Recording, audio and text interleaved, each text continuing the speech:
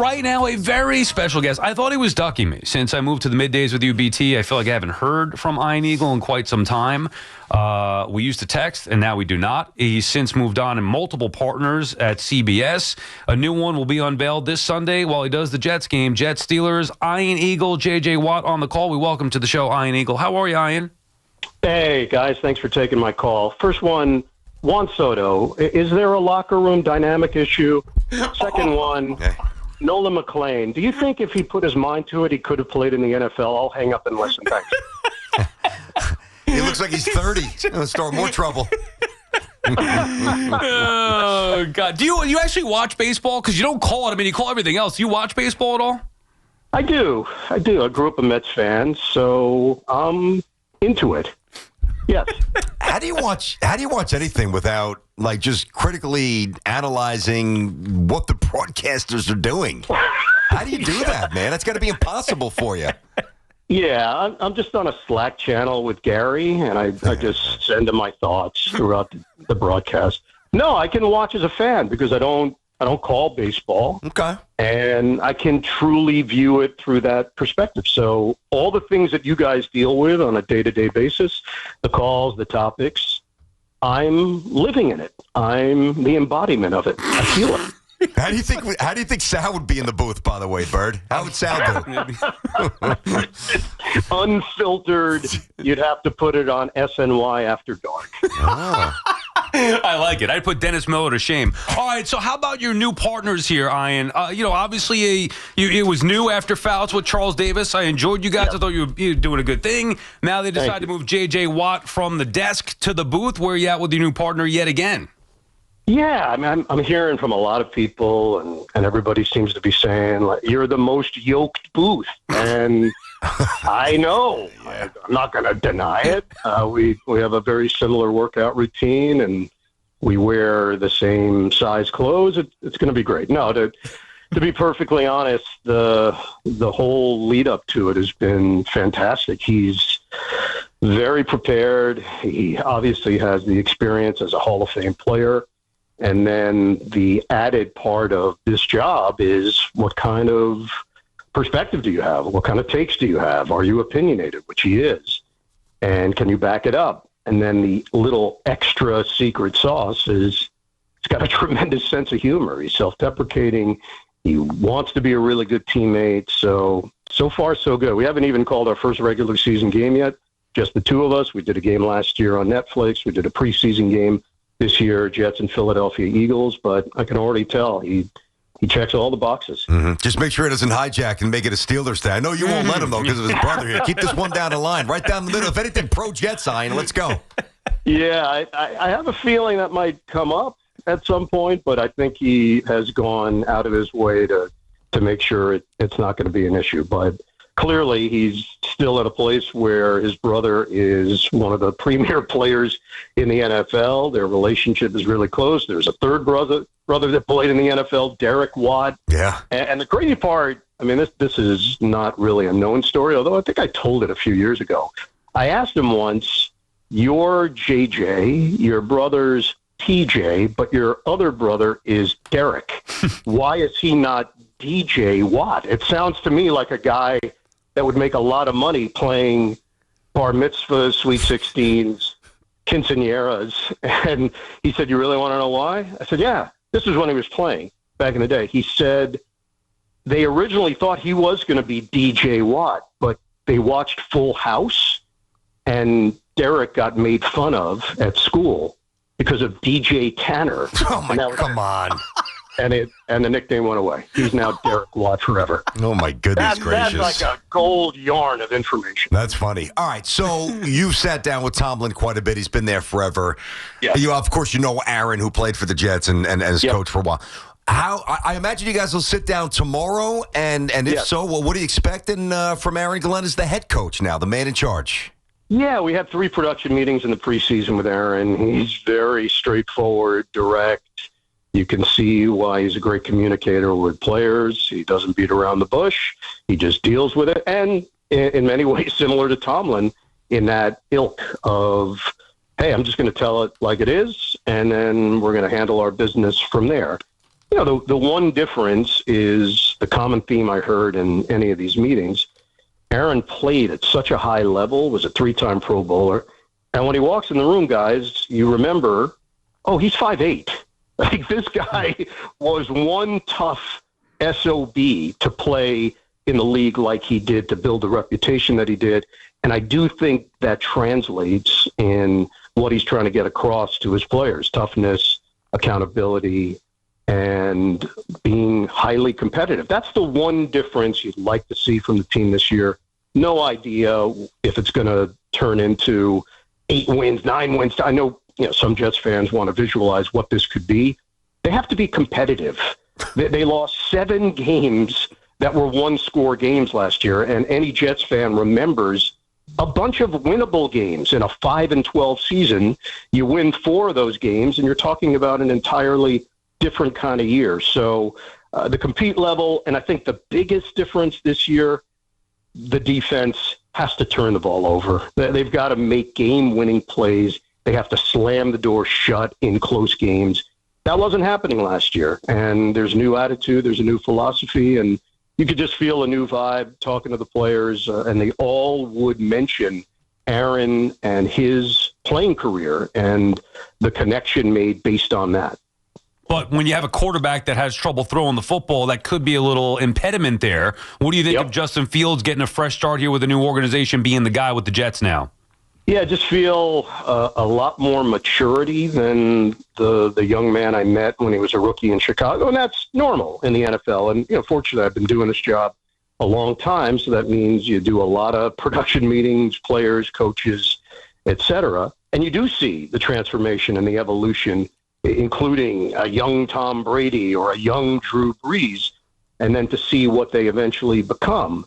The thing with Justin, I think he was fighting the expectations in Chicago, and now is at a place and has to realize he's at a crossroads. This is either going to make his career and he's going to continue being an NFL starting quarterback, or he's going to fall into that next category if this season doesn't go according to plan, where you're just fighting to stay in the league and fighting to find the right situation and be a backup and accrue years in the NFL, as opposed to having productive seasons and making a mark in your career. So I do think he recognizes that.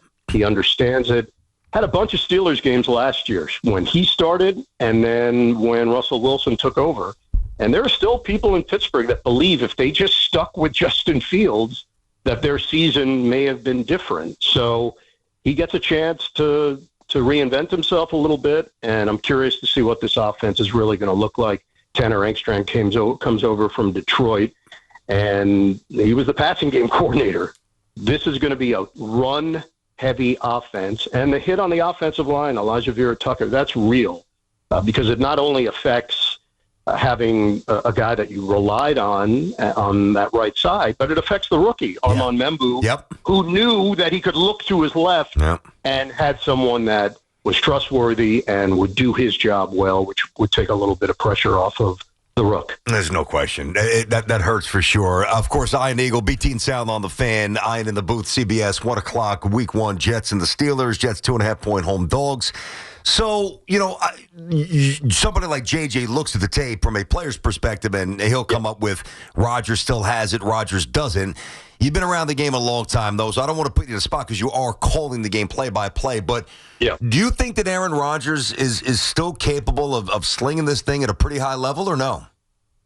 Yeah, I think he's still capable of slinging it. The questions with Aaron will come on movement, and he was one of the great, to me, pocket presence guys, in that he could avoid a rush with a very subtle step to the left or move to the right.